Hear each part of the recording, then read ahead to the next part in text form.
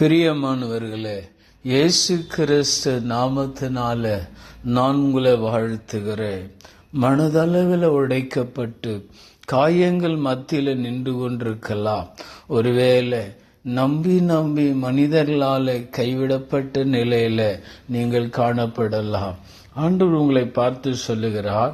யாத்திராகமம் 20ஆம் அதிகாரத்தில் 24வது வசனம் சொல்லுகிறது, என் நாமத்தை பிரஸ்தாபப்படுத்தும் எந்த ஸ்தானத்திலையும் உன்னிடத்தில் வந்து உன்னை ஆசீர்வதிப்பேன்.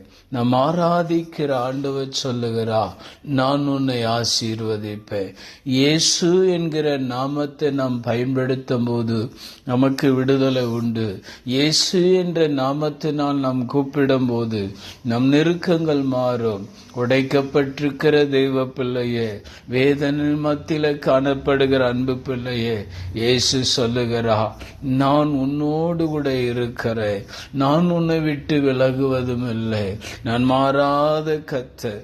அவர்தான் சொல்லுகிறாய், நான் மாறுவதில்லை.